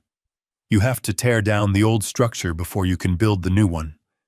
I am just handling the demolition. I need those papers, Arthur. I need them ready by tomorrow morning. Make them look official. Make them look expensive. Gold leaf bond paper. The works. Arthur sighed, pulling a notepad from his jacket pocket. I will have them. But Conrad, if you don't call me by 8 a.m., I am sending the cavalry. I don't care about your plan. I am sending the SWAT team. Deal, I said. I turned to leave, but Arthur grabbed my arm. Conrad, he said. This grandson. Does he look like Tyler? I felt a lump form in my throat. The image of the little boy in the storage room flashed before my eyes. He has the eyes, Arthur, I whispered. He has the wolf eyes. Arthur nodded and let me go. I walked out of the diner and into the cool night air. The wind had picked up, smelling of rain and asphalt. I checked my watch. 8:15. I had 45 minutes to get back, send the text, and get into position. I climbed into my truck. I wasn't shaking anymore. The fear was gone, burned away by the adrenaline of the hunt. I was going back into the snake pit. But this time I wasn't the mouse. I was the mongoose. I started the engine and drove toward the wealthy suburbs, toward the house that was no longer a home but a battlefield. I had a legacy to save. And God help anyone who stood in my way. The neon lights of the diner faded in my rearview mirror as I turned back onto the quiet, manicured streets of our neighborhood. I had 10 minutes to transition from the mastermind who had just plotted a corporate coup to a broken, hallucinating old man terrified of his own shadow. I pulled the truck over a block away from the house. I turned off the engine and sat in the dark. I needed to look like I had been through hell. I rubbed my eyes hard with my knuckles until they were red and watering. I messed up my hair, pulling strands of gray wildly across my forehead. I untucked my flannel shirt, letting one side hang loose, and undid the top button of my trousers to look disheveled and shrunken. I hyperventilated for 30 seconds, forcing the oxygen out of my blood until my head spun and my hands shook with genuine tremors. I was ready. I didn't park in the driveway. I abandoned the truck on the lawn, the headlights cutting jagged beams across the front porch, illuminating the pristine white columns I had installed myself. I stumbled out of the cab, leaving the door wide open. I let out a scream, a guttural, terrified howl that tore through the polite silence of the suburb. "He is here!" I shrieked, swinging my cane wildly at the empty air. "Get away from me!" I ran toward the front door, tripping over my own feet, scrabbling at the wood like a desperate animal. I pounded on the door with my fist. "Let me in!" I screamed. "He is coming. He is right behind me." The door flew open. Beverly stood there, a glass of wine in her hand, her face a mask of irritation that quickly morphed into confusion. Monica was right behind her phone in hand, probably ready to record another episode for her collection of evidence. "What in God's name are you doing?" Conrad Beverly hissed, looking past me at the neighbors' houses to see if anyone was watching. I pushed past her, knocking into her shoulder, and collapsed onto the foyer rug. I curled into a ball, covering my head with my arms. I rocked back and forth, sobbing. I saw him, Beverly. I saw him on the hood of the truck. His face, oh God, his face was all smashed. He was bleeding black oil. He pointed at me. He said I did it. He said I killed him. Monica stepped closer, the recording light on her phone blinking. "Who, Dad? Who did you see?" "Tyler," I wailed, my voice cracking. "My boy. He is angry. He is haunting me. He says the money is cursed. He says the house is built on bones. He tried to grab the wheel. He tried to crash the truck." I peeked through my fingers. I saw the look on Monica's face. It wasn't fear of a ghost. It was pure, unadulterated opportunity. She looked at Beverly and raised an eyebrow. They weren't seeing a grieving father. They were seeing a mental break so severe it would guarantee them guardianship within 24 hours. "Get him up," Monica whispered. Beverly grabbed my arm and hauled me up. I was dead weight in her hands. She dragged me into the living room and shoved me onto the sofa. I kept my eyes squeezed shut, trembling violently. "I can't stay here," I mumbled, drool pooling at the corner of my mouth. "He is in the walls. I can hear him scratching. He wants to take me with him. Please, Beverly, please help me." "What do you want us to do, Conrad?" Beverly asked, her voice dripping with fake concern, while her eyes remained as cold as a shark's. "Put me away," I begged, grabbing her hands with my sweaty palms. "Put me in the home. The one Dr. Kincaid talked about. The place with the padded walls and the heavy doors. I need to be safe. I need the doctors. I can't handle the ghost." Monica's eyes widened. This was it. This was the golden ticket they had been plotting for. I was asking for the very thing they were trying to force upon me. "We can do that," Dad, Monica said, stepping forward and kneeling so she was eye level with me. "We can get you the help you need. We can take you to the facility tomorrow. But you know the rules. The facility requires asset management. They won't take you unless the finances are secured." "Take it," I screamed, throwing my wallet at her. "Take it all. I don't want the money. The money is why he is dead. Sign it over. I will sign anything. Just get the ghost away from me. I want peace. I just want to sit in a chair and look at the wall. I will give you the company. I will give you the insurance. Just save me." The air in the room changed instantly. It went from tense to electric. I could practically smell their endorphins spiking. They had won. The old man had broken. They didn't have to murder me. They didn't have to push me down the stairs and risk a homicide investigation. I was handing them the keys to the kingdom on a silver platter, begging them to take it. Beverly looked at Monica. A silent conversation passed between them. The murder plan was officially canceled. Why risk prison when you can have everything legally okay. Conrad, Beverly said, her voice soothing now, almost maternal. We will help you. We will call the lawyers in the morning. We will have the papers drawn up. You can sign everything over to us for safekeeping, and then we will take you to the best facility in the state. You will be safe there. Tyler can't get you there. No, I sobbed, shaking my head frantically. Not the morning. Now. Tonight. He is coming back tonight. If I don't sign it away, he is going to strangle me in my sleep. We have to do it now. We can't do it tonight, Dad, Monica said, trying to hide her excitement. The lawyers are asleep. We need a notary. We need witnesses. It has to be official. Then tomorrow, I gasped. But early. And I want people there. I want witnesses. I want everyone to know I gave it away freely, so the ghost knows I don't have it anymore. Invite the partners. Invite the bank manager. Let me sign it in front of God and everyone so Tyler sees I am clean. Monica stood up. She was vibrating with greed. A public signing. A ceremony. It was perfect. It would legitimize everything. No one could ever claim later that they coerced me if I demanded an audience. We can do that, she said. We will organize a small gathering tomorrow evening. A retirement party. You can announce your retirement and sign the transfer of assets at the same time. Then we will drive you straight to the care home. Yes, I whispered, sinking back into the cushions, closing my eyes. A party. A goodbye party. And then I can sleep. Beverly went to the sideboard and poured a glass of brandy. She didn't pour one for me. She poured one for herself and one for Monica. They clinked glasses right over my head. It is for the best, Conrad, Beverly said, taking a long sip. You are doing the right thing. I lay there letting my breathing hitch and shudder, listening to them celebrate their victory. They were already spending the money in their heads. They were redecorating the house. They were buying the tickets to Cabo. They thought they had broken the stallion. They didn't realize they had just opened the gate for the stampede.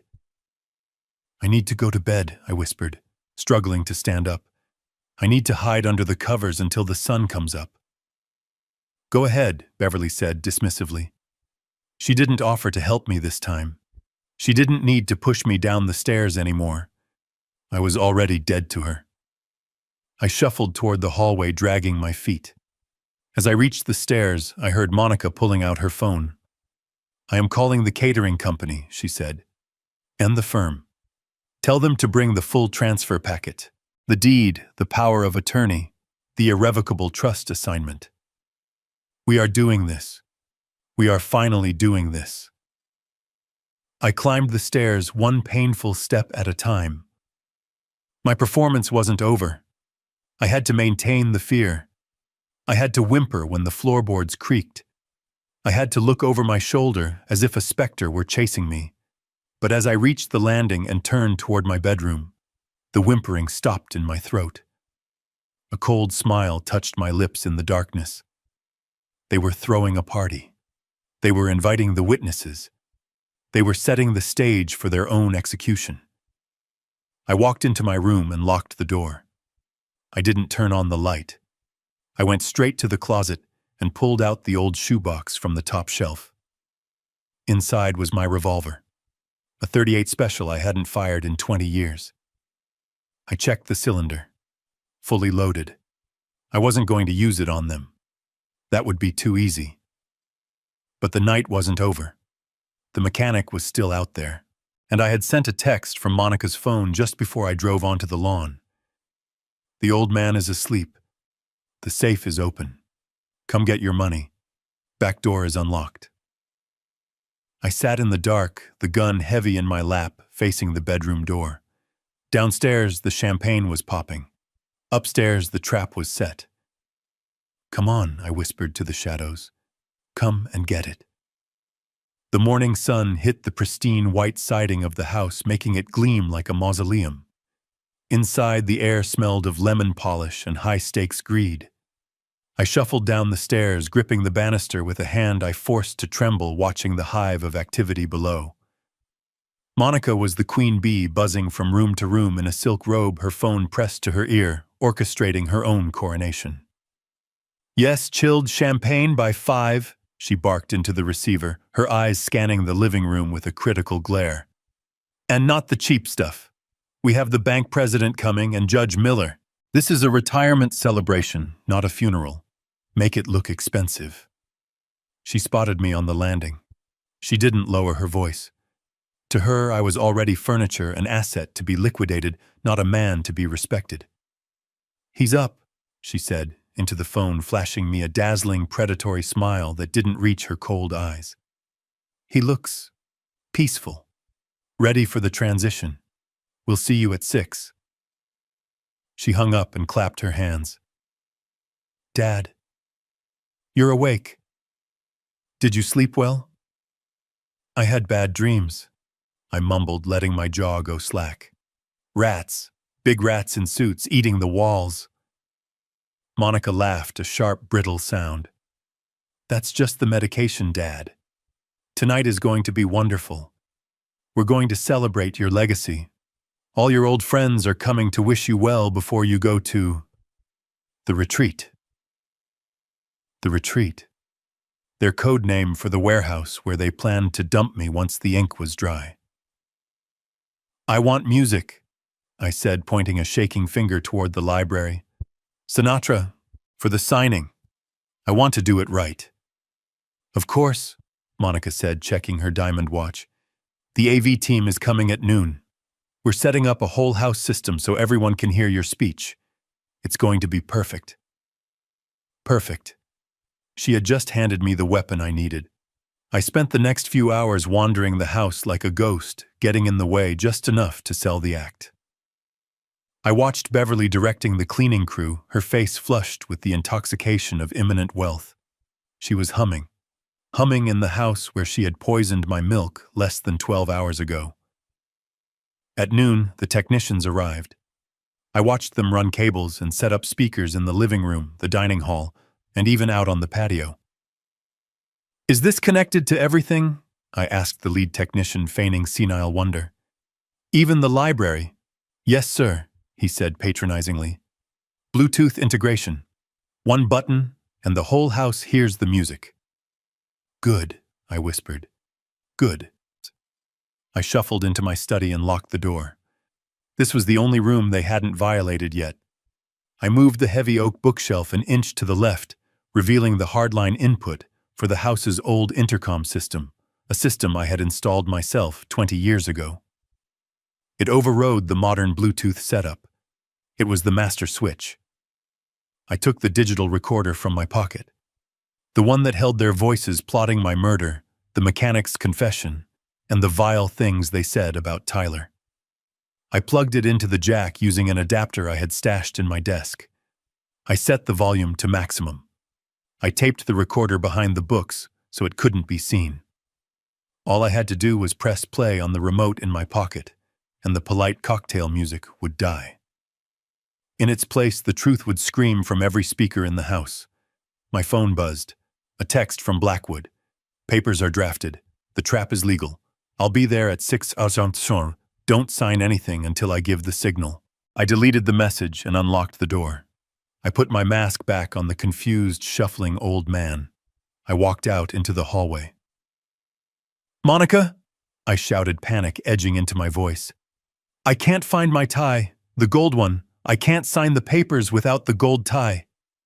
Monica came running up the stairs, her face flushed with the stress of a stage manager whose star actor is missing his costume.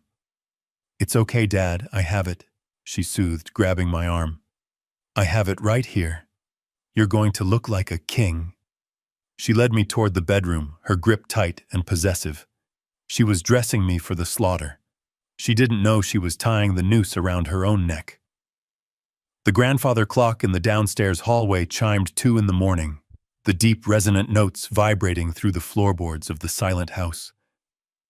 I sat in the wingback chair in the corner of my bedroom, shrouded in shadow, the heavy velvet curtains drawn tight against the moonlight.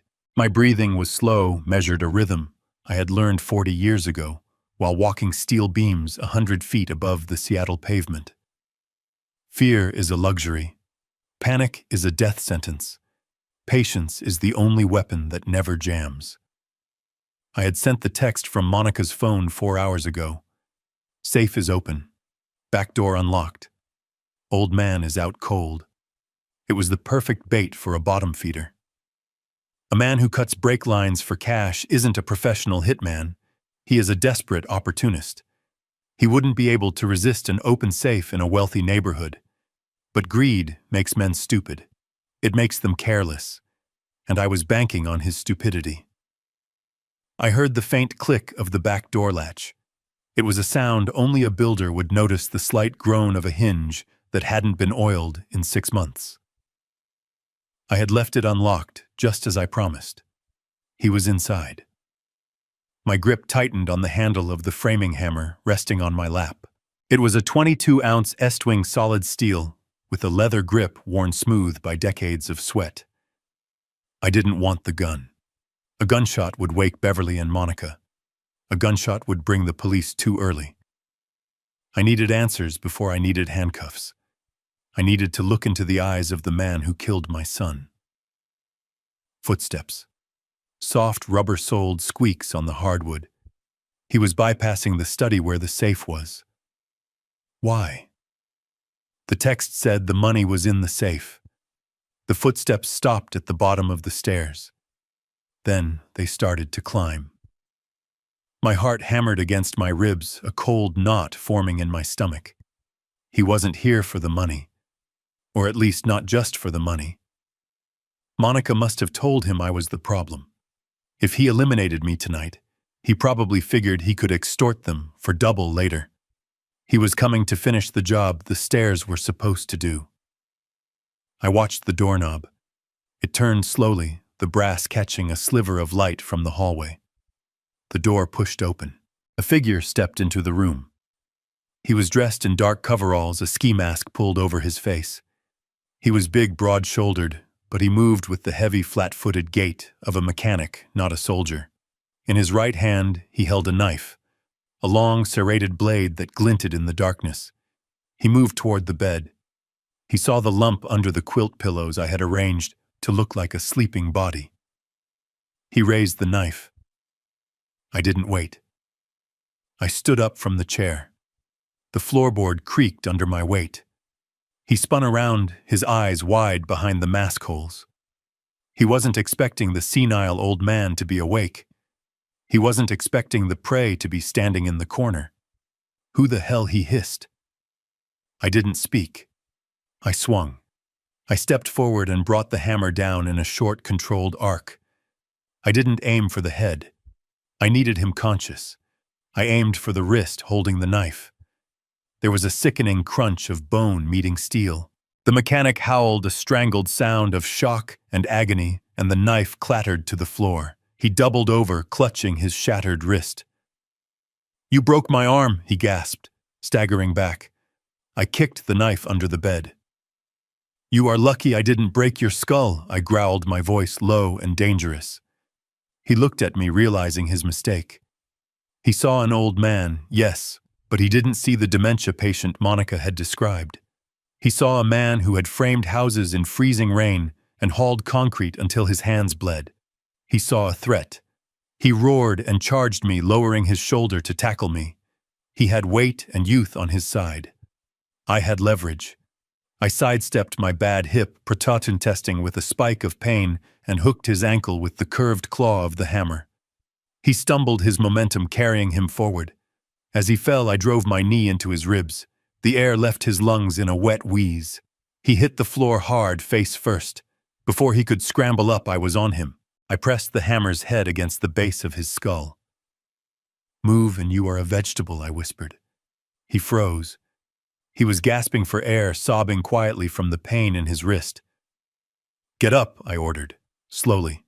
"Hands behind your back." I pulled a bundle of heavy-duty zip ties from my pocket, the kind we used for HVAC ducting. They were strong enough to hold a struggling man. I cinched his good hand to his broken one. He screamed through his teeth, but I didn't care. The pain was nothing compared to what my son felt when his car went off the road. I marched him out of the room, pressing the hammer into his spine. The house was silent. Beverly and Monica were sleeping the deep, dreamless sleep of the guilty and the intoxicated. We moved down the hall, past the pictures of Tyler, down the stairs, and into the kitchen. I grabbed the keys to the garage from the hook. Inside, I shoved him toward my workbench. "Sit," I commanded, pointing to the metal stool bolted to the floor. He sat, swaying, sweat pouring down his face beneath the mask. I reached out and ripped the wool off his head. He was younger than I expected. Maybe 30. Greasy hair, pockmarked skin, eyes darting around the room like a trapped rat. I recognized him. He worked at the auto shop on 4th Street. I had taken my truck there for oil changes. I had trusted this man with my vehicle. Tyler had trusted him. "I know you," I said, leaning back against the garage door and locking it. "Your name is Riggs." He didn't answer. He just stared at the hammer in my hand. "You cut the brake line," I said. It wasn't a question. "I don't know what you are talking about," he stammered. "I came here to rob the place. The door was open." "Don't lie to me, Riggs," I shouted, slamming the hammer onto the metal workbench. The sound rang out like a gunshot in the confined space. "I have the recording. I have Monica on tape saying she paid you $20,000. I have her saying you wanted more." Riggs went pale. The blood drained from his face so fast he looked like a corpse. She recorded it," he whispered. "She talks too much," I said, "and she's going to prison. The only question is whether you are going to death row or witness protection." I walked over to the wall where my tools hung in organized rows. I picked up a blowtorch. I didn't light it. I just held it, weighing it in my hand. "My son burned Riggs," I said softly. "The car caught fire after it hit the divider. The autopsy said he was alive when it happened. He felt it." Riggs started to cry. Ugly, snotty tears. I didn't mean for him to burn. It was supposed to be quick. Just a crash. She said he wouldn't feel it. She said he was abusive. She told me he hit her. She said I was saving her. "Lies," I said. "All lies. She killed him for the insurance money, and she hired you to do the dirty work." He looked at me, his eyes pleading. "I needed the money. My mom is sick. I have debts." "I don't care about your debts," I snapped. "You took my son. You took a father from his 2-year-old boy. And tonight, you came here to kill me." He shook his head violently. No. Just to scare you. Just to get the money from the safe. You brought a knife," I pointed out. He slumped, defeated. The fight went out of him. He was just a small man in a big hole. "Here's the deal," I said, putting the blowtorch down. "The police are coming tomorrow evening." "Not now, tomorrow. I am throwing a party. A big one. Monica and Beverly are going to sign a confession, though they don't know it yet. I need you there." "There?" he asked, confused. "I need you to walk through that front door when I give the signal. I need you to point the finger. I need you to tell the police exactly what you told me. That Monica hired you. That Beverly paid you. That they planned it all." "If I do that, I go to jail," he whimpered. "You are going to jail either way, son," I said. "But if you help me, I will talk to the district attorney. My lawyer is the best in the state. We can get you a deal. 2nd degree. Maybe manslaughter if you cooperate fully. You do 15 years instead of life. You get out while you are still young enough to walk." Riggs looked at his broken wrist. He looked at the hammer. He looked at the cold, hard reality of his situation. "And if I say no," he asked. I leaned in close. My face was inches from his. I let him see the wolf in my eyes. "Then I leave you here tied to this chair. I go upstairs and I wait for Monica to wake up. And when she comes down and finds you, what do you think she will do? Do you think she will let you live knowing what you know? She will finish what I started. She will kill you and frame me for it. She will say I defended myself against an intruder, and she will get away with it." He shuddered. He knew I was right. Monica was a viper. She would cut his throat without blinking. "Okay," he whispered. "Okay. I will do it. I will testify." I nodded. "Good choice." I grabbed a roll of duct tape. "I am going to tape your mouth now, and your legs. You are going to stay here in the garage until tomorrow night. If you make a sound, if you try to bang on the door, the deal is off." I spent the next 10 minutes securing him. I taped him to the sturdy support beam in the corner behind the stack of winter tires. I gave him a bottle of water with a straw. I checked his circulation. I wasn't a monster. I just needed him compliant. When I was done, I stood back and looked at him. He looked pathetic. A hired killer reduced to a frightened boy in a garage. "One more thing," I said, my hand on the light switch. "Did she tell you to cut the brake line? Or did she tell you to drain the fluid?" He looked up at me, tears streaming down his face again. "She told me to cut it," he said. "She said she wanted it to look like a clean break. She wanted to be sure the fluid was gone before he hit the highway. She drew a diagram, Mr. Wolf. She drew a picture of where to cut." I turned off the light, plunging the garage into darkness. "Sleep tight, Riggs," I said into the blackness. "We have a big day tomorrow." I locked the garage door from the inside and went back into the kitchen. I hung the key back on the hook. My hands were steady now. The rage had settled into a cold, hard purpose. I had the weapon. I had the witness. I had the trap. I climbed the stairs back to my bedroom. The house was quiet. The ghosts were watching. I lay back down on my bed, staring at the ceiling. The sun would be up in 3 hours. I closed my eyes, but I didn't sleep. I visualized the party. I visualized the look on Monica's face when the dead man walked in. I visualized the moment I would take back my name. For Tyler, I whispered. For Leo. The old builder was back on the job site, and tomorrow the demolition would begin. The living room smelled of expensive champagne and the heavy cloying scent of lilies that Beverly had ordered to mask the stench of her own moral decay. I stood at the top of the staircase, gripping the banister with a hand I forced to shake violently. Below me the sharks were circling. There were about 40 people crowded into the space I had built with my own sweat and blood. Partners from the construction firm who had been trying to buy me out for years. The bank manager who held the mortgage. Judge Miller sipping scotch by the fireplace, oblivious to the fact that he was witnessing a grand larceny in progress.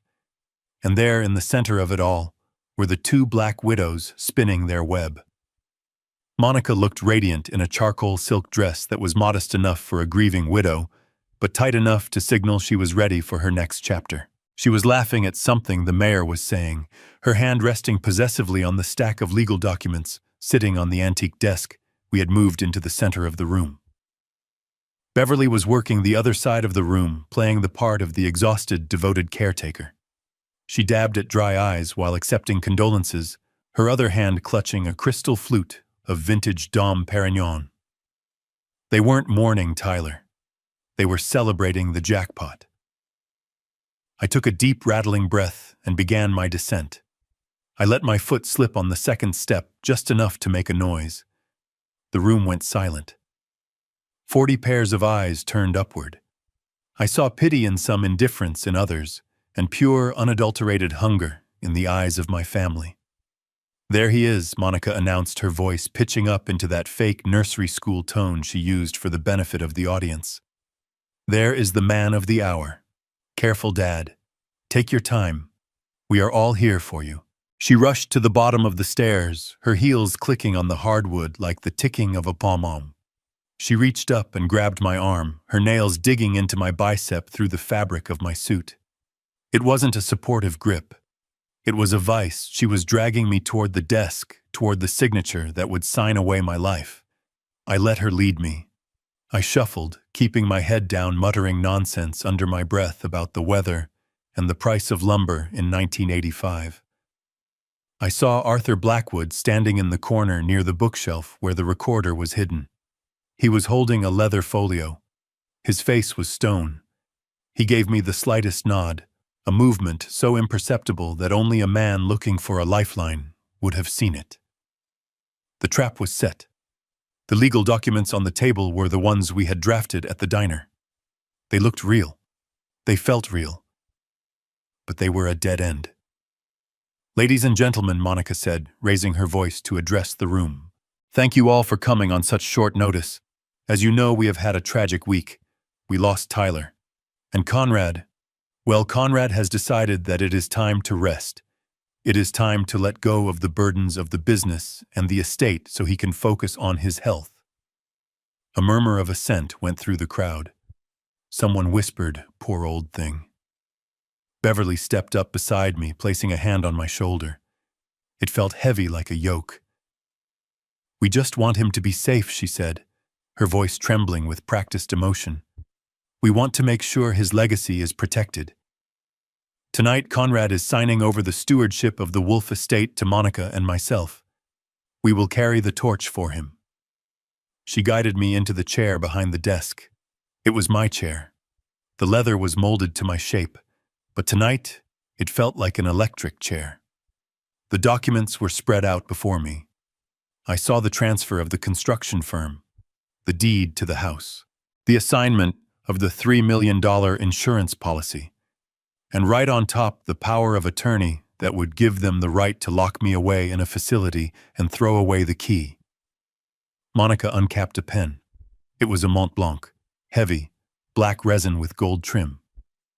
Tyler had given it to me when he graduated college. Using it for this was a final petty insult. "Here, Dad," she whispered, pressing the pen into my trembling fingers. "Just sign right here, next to the blue tab. Then you can go upstairs and sleep.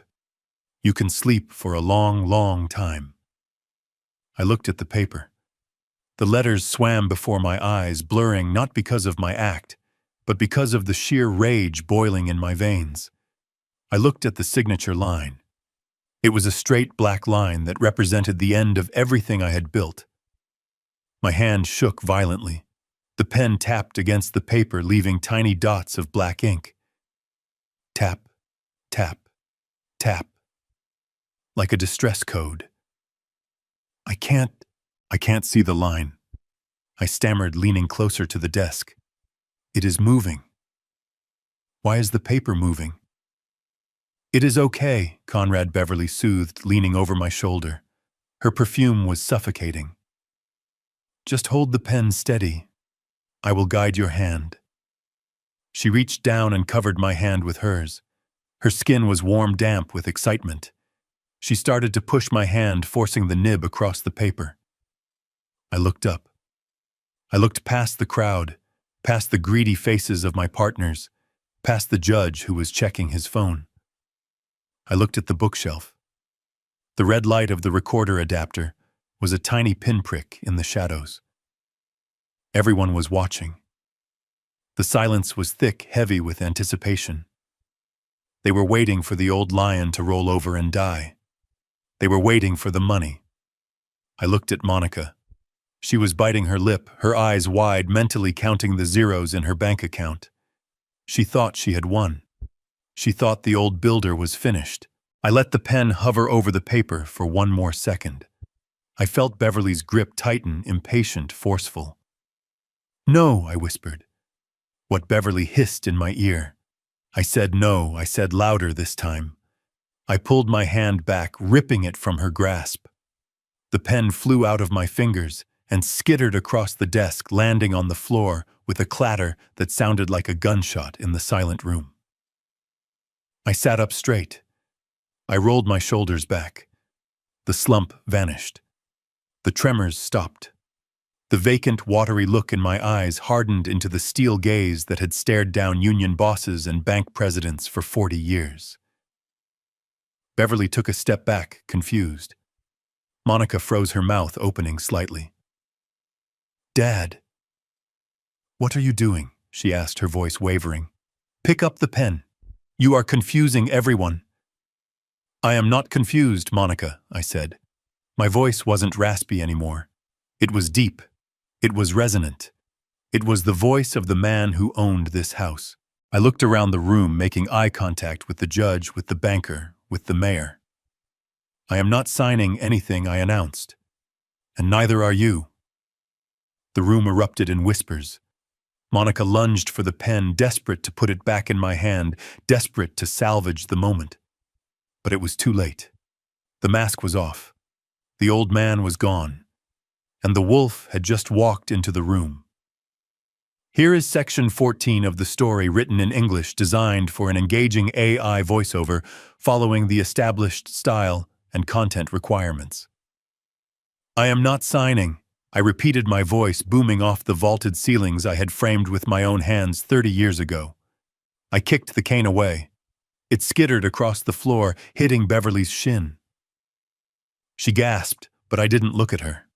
I stood up to my full height, 6 feet 2 inches of ironworker spine that hadn't been this straight in a decade. The tremors in my hands vanished, as if a switch had been flipped. I buttoned my jacket with steady fingers, looking at the room full of vultures who had come to pick at my carcass. "Conrad." "What is wrong with you?" Beverly hissed, her eyes darting to the bank president. "You are making a scene. Sit down. You are having an episode." "I am not having an episode, Beverly," I said, my voice cold and hard as granite. "I am having a moment of clarity, and I think everyone here needs to see it." Monica laughed, a nervous, high-pitched titter. She reached for my arm again. "Okay, Dad. That is enough. The medication is wearing off. Let's get you upstairs." "Don't touch me," I roared. The sound was so loud, so commanding, that Monica flinched back as if I had struck her. The room went deathly still. The ice in the glasses stopped clinking. The whispers died. "You wanted a transfer of power," I said, addressing the crowd. "You came here to see the Wolf estate handed over to the next generation." "Well, I am a man of my word. I am going to give you exactly what you came for. But the beneficiaries have changed." I clapped my hands twice. The sound echoed like a gunshot. The double doors at the far end of the living room, the ones leading to the garden, swung open. The night air rushed in cool and sharp, cutting through the stifling perfume. Sarah walked in. She was wearing a simple blue dress, her head held high, though I could see her trembling slightly. In her arms, she held Leo. My grandson was wearing a tiny suit I had asked Arthur to buy that morning. He looked around the room with wide, curious eyes. Gray eyes, wolf eyes. A murmur rippled through the crowd. "Who is that? What is happening?" Monica went pale. She knew. She recognized Sarah instantly from the threats she had made to Tyler. She looked from the child to me, and for the first time the arrogance cracked. I saw genuine fear. "Get her out of here," Monica screeched, pointing a shaking finger at Sarah. "This is a private party. Who let the help in?" "She is not the help, Monica," I said, stepping out from behind the desk. I walked toward Sarah, the crowd parting for me like the Red Sea. I reached out and took Leo into my arms. He felt solid. He felt heavy. He felt like the future. "Ladies and gentlemen," I said, turning Leo to face the room, "I would like you to meet someone. This is Leo Tyler Wolf, my grandson, my blood." Beverly dropped her glass. It shattered on the hardwood, splashing champagne onto her expensive shoes. "A child," she whispered. "Tyler didn't have a child." "He did," I said, staring her down. "He just hid him from you. Because he knew what you are.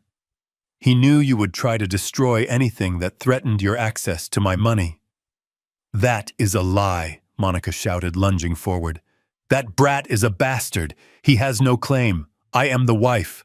I am the widow. You are the defendant, I corrected her. I reached into my pocket and pulled out the remote control for the AV system. You wanted music for the signing, I said. You wanted everyone to hear. Well, let's hear what you really sound like when you think no one is listening. I pressed the button. The speakers hidden in the ceiling, the ones Monica had insisted on for her perfect party, crackled to life. My voice didn't come out. Instead, the room was filled with the sharp, distinctive voice of Monica recorded in this very room less than 24 hours ago. We can't wait until Thursday. We need something permanent. The stairs. Simple. Classic. Tragic. The crowd gasped. Judge Miller stood up so fast his chair tipped over. Then came Beverly's voice, clear as a bell. Can you push him? Honey, I will enjoy it. I will watch him tumble. The recording continued. It played the part about the mechanic. It played the part about the poison in the milk. It played the part where they laughed about Tyler burning in his car. Monica screamed, a primal animal sound of panic. Turn it off. Turn it off. It is fake. It is AI. He made it up. She ran toward the bookshelf, trying to find the source of the sound, tearing books off the shelves in a frenzy. But the voice kept playing. We pay off the mechanic. 20,000. Disappear to Mexico. Beverly was frozen. She looked at me, her mouth opening and closing like a fish on a dock. You were asleep. I watched you drink it. I poured it in the plant, Beverly, I said over the recording. And by the way, you owe me a new ficus. The front door burst open. It wasn't a guest. It was Detective Johnson, flanked by 4 uniformed officers, and walking between them, handcuffed and head bowed, was Riggs, the mechanic. His arm was in a cast. Riggs looked up. He saw Monica. He saw the trap closing. That is her, Riggs yelled, his voice cutting through the recording. That is the woman who paid me. She gave me the cash in an envelope behind the auto shop. She drew the diagram for the brake line. Monica froze. She looked at Riggs. She looked at the police. She looked at the guests, who were now backing away from her with expressions of horror and disgust. Her social standing, her reputation, her future, it all evaporated in a single second. No, she whimpered. No, I didn't. He is lying. Conrad hired him. It is a setup. Detective Johnson stepped forward. Monica Wolf, you are under arrest for the first-degree murder of Tyler Wolf and conspiracy to commit the murder of Conrad Wolf. An officer stepped forward and grabbed Monica's wrists. She fought. She kicked and screamed, her dignity gone, reduced to a cornered rat. You can't touch me. Do you know who I am? I am a wolf. Not anymore, I said calmly.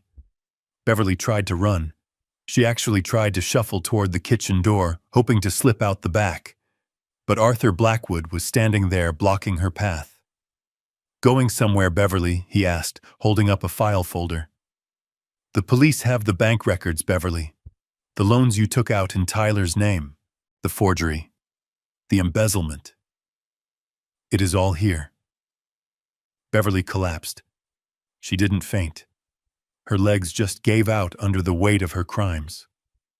She fell to the floor, weeping into her hands. It wasn't the weeping of a grieving mother. It was the weeping of a gambler who had bet the house on a pair of twos and lost everything. The police handcuffed her right there on the Persian rug she had bought with Tyler's stolen money. I stood in the center of the room, holding my grandson, watching them drag the 2 women who had destroyed my family out the door. The flashing lights of the squad cars illuminated the room in bursts of red and blue. The guests were silent, stunned into paralysis. I looked at the bank president. I looked at the partners. The party is over, I said. Get out of my house. They scrambled for the door, desperate to distance themselves from the scandal. Within minutes, the house was empty, save for the police, Arthur, Sarah, and me. I walked over to the desk. I picked up the Mont Blanc pen Monica had tried to force into my hand. I looked at the papers, the transfer of the company, the deed to the house. I tore them in half. Then I tore them again. I looked at Sarah. She was crying, but she was smiling too. She reached out and touched Leo's back. "We did it," she whispered. I looked down at the little boy in my arms. He was asleep, oblivious to the war that had just been fought and won for his future. "Yes," I said, my voice thick with emotion. "We did it." I walked over to the window and looked out at the police cars driving away. I watched Monica and Beverly disappear into the night, heading toward a cell where they would spend the rest of their lives. I wasn't a senile old man. I wasn't a victim. I was Conrad Wolf. I had rebuilt my world from the ashes of my son's pyre.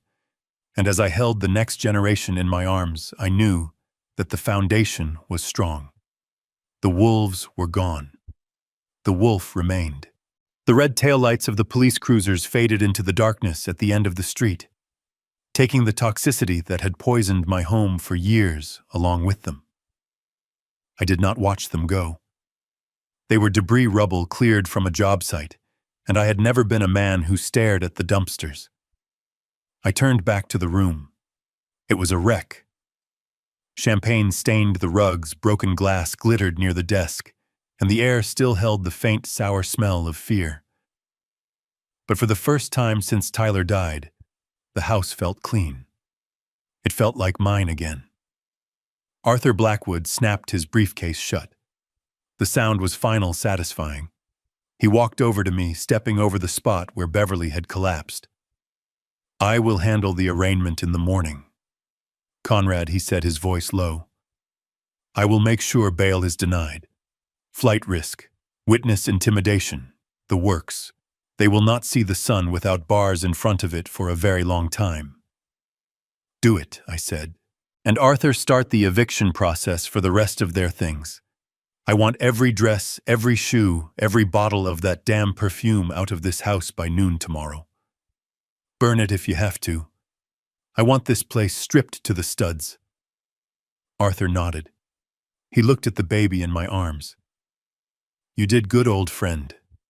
You played the fool so well you almost scared me." "I wasn't playing," I said, looking down at Leo. "I was fighting." Arthur left, closing the heavy oak door behind him. The lock clicked. We were safe. I looked at Sarah. She was sitting on the edge of the sofa, her shoulders slumped, the adrenaline leaving her body. She looked exhausted, but her eyes were bright. She wasn't looking at the luxury around her. She was looking at me. "What happens now?" she asked softly. "Now we build," I said. I shifted Leo to my hip. He was sleeping soundly, his small hand clutching the lapel of my suit jacket. He didn't know about the murder or the theft or the betrayal. He just knew he was being held. "You and Leo are staying here," I told her. "Not in the guest room. Pick a room. Any room. This is his house now. I am just the caretaker." "But the scandal," she whispered. "The neighbors. The news." "Let them talk," I said. "I built this town.